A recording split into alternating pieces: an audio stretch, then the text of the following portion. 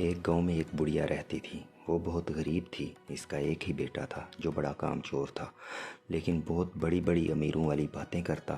اسی وجہ سے سب اس کو شیخ چلی کے نام سے پکارتے تھے۔ بڑھیا محنت مزدوری کر کے اپنا اور اپنے شیخ چلی بیٹے کا پیٹ پالتی۔ بڑھیا بیمار ہوئی تو گھر میں کھانے کے لیے کچھ نہ رہا، تو ماں بیٹا دونوں کو بھوکے پیٹ سونا پڑا۔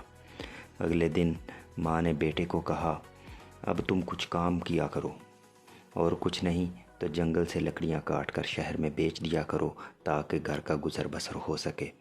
اب بہت مجبور ہو کر شیخ چلی جنگل کی طرف چل پڑا اور آخر وہ جنگل میں پہنچ گیا۔ اب جو بھی درخت اس کے راستے میں آتا، اس سے وہ پوچھتا کہ تجھے کاٹ لوں یا نہ کاٹوں، لیکن کسی درخت سے کوئی جواب نہ آیا۔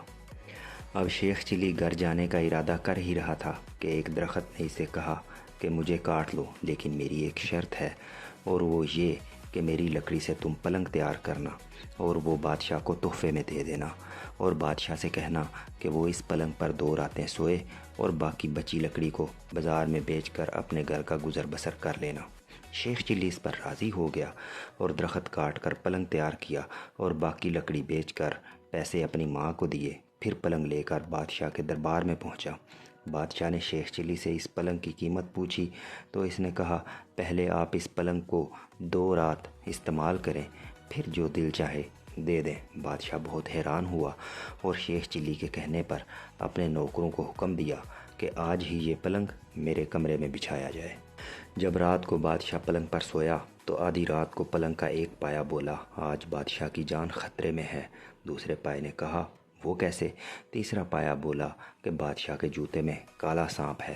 چوتھے پائے نے کہا کہ بادشاہ کو چاہیے صبح جوتا جھاڑ کر پہنے۔ صبح جب بادشاہ نے جوتا جھاڑا تو اس میں واقعی سانپ تھا۔ دوسری رات جب بادشاہ سویا تو پھر پایوں نے باتیں کرنا شروع کی۔ ایک بولا کہ تم پلنگ سنبھال کے رکھنا، میں کچھ خبریں لے کر آتا ہوں۔ تینوں پایوں نے پلنگ کو تھامے رکھا۔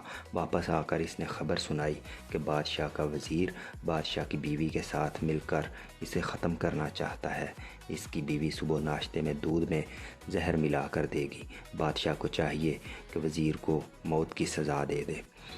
بادشاہ یہ سن رہا تھا۔ صبح بادشاہ نے دودھ خود پینے کی بجائے ایک کتے کو پلایا۔ کتا دودھ پیتے ہی مر گیا۔ بادشاہ نے فوراً وزیر کو پھانسی کا حکم دیا اور بیوی کو محل سے نکلوا دیا۔ بادشاہ نے شیخ چلی کو بلوایا اور خوب انعام و اکرام سے نوازا، جس سے شیخ چلی مالدار ہو گیا۔ لوگ اسے شیخ صاحب کے نام سے پکارنے لگے اور بادشاہ کے دربار میں اس کی عزت بھی بڑھ گئی۔ اس طرح دونوں ماں بیٹے آرام سے زندگی گزار